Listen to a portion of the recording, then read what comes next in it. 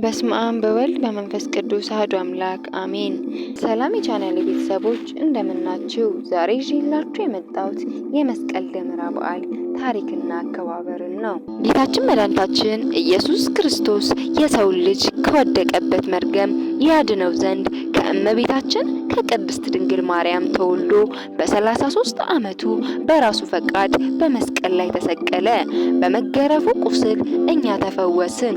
አንደኛ ጴጥሮስ 2 ቁጥር 24። በስቅለቱ ዲያብሎስን ድል ነስቶ በሲኦል ለነበሩ ነፍሳት ነፃነትን ሰበከላቸው። አንደኛ ጴጥሮስ ምዕራፍ 3 ቁጥር 18 እስከ 19 የሰው ልጅ በሙሉ ከዲያብሎስ ባርነት ፍጹም ነፃ ወጣ። ሰላምንም ያደርግ ዘንድ ጥልንም በመስቀሉ ገሎ ሕዝብና አሕዛብን በአንድ አካል ከራሱ ከእግዚአብሔር ጋር አስታረቀ። ኤፌሶን ምዕራፍ 2 ቁጥር 16 ከፍተኛ ወንጀል የሰሩ ሰዎች ብቻ ይሰቀሉበት የነበረው መስቀል ከጌታ ስቅለት በኋላ የመዳን ምልክት ሆነ።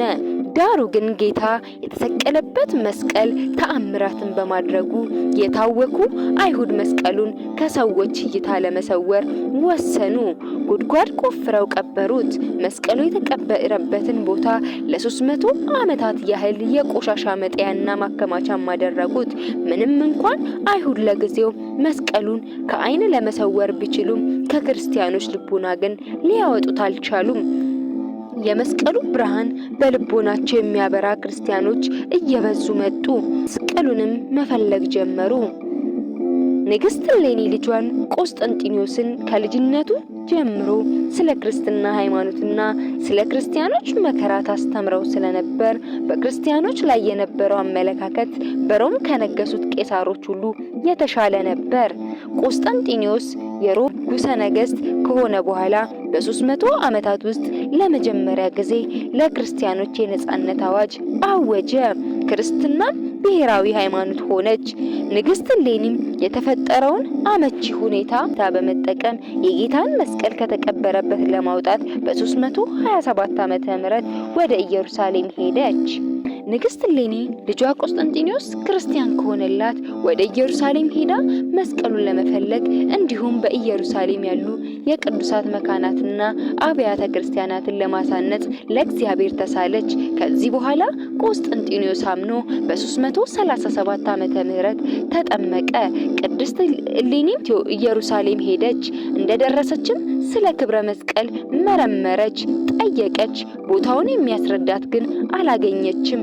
አይሁድ የተቀበረበትን ቦታ ለማሳየት ባይፈልጉም በኋላ ባደረገችው ጥረት አረጋዊው ኪራኮስ የጎልጎታን ኮረብታ አመላከታት።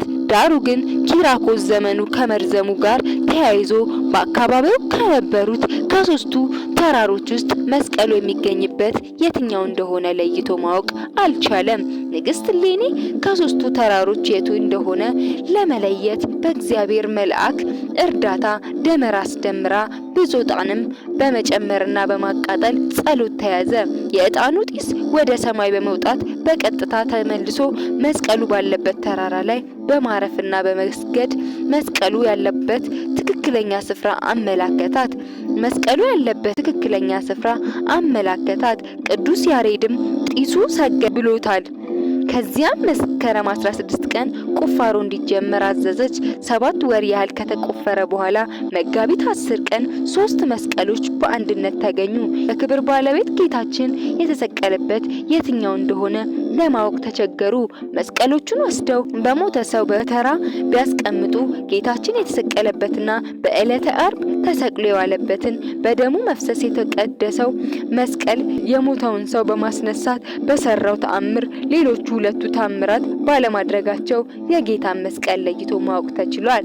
እሌኒና ክርስቲያኖቹ ሁሉም ለመስቀሉ ሰገዱለት። በየሀገሩ ያሉ ክርስቲያኖች ሁሉ የመስቀሉን መገኘት በሰሙ ጊዜ መብራት አብርተው ደስታቸውን ለመግለጥ ለዓለም እንዲታወቅ አደረጉ።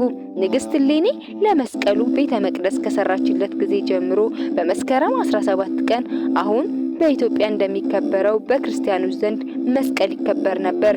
ግማደ መስቀል ወደ ኢትዮጵያ የመጣው የጌታ መስቀል ለብዙ ዓመታት በኢየሩሳሌም ከቆየ በኋላ ነገስታት መስቀሉን ለመውሰድ ጠብ ፈጠሩ።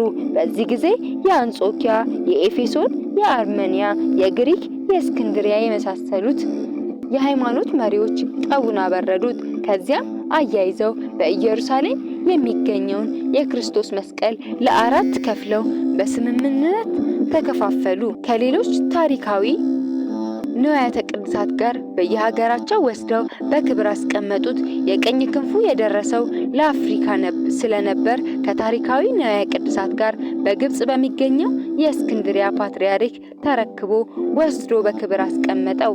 ኢትዮጵያዊ ዳግማዊ ዳዊት በግብጽ ክርስቲያኖች በአማሌቃውያን ከሚደርስባቸው ተጽዕኖ ነፃ እንዲወጡ በማድረጋቸው የግብጽ ፓትርያርክ ከነበሩት ስጦታዎችን ላኩላቸው።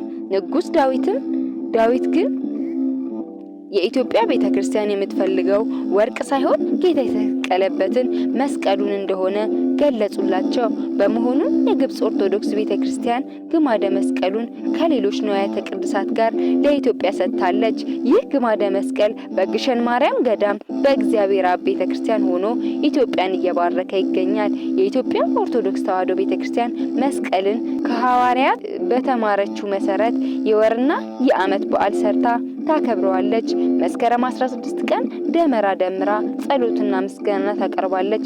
ቅዱስ መስቀል ከተሰቀለበት መሬት በእሌኒ አማካኝነት መገኘቱን ስታስብ በአሁኑ ዘመን ከብዙ ሰዎች ልቦና የተሰወረው መስቀል እንዲገለጥላቸው ትጸልያለች። በመስቀል የሚገኘው በረከት እየተቀበለች በመስቀል የሚመስለውን መከራ ሁሉ ትታገሳለች። መስቀል በካህናት በምእመናት ልቦና ተስሏል።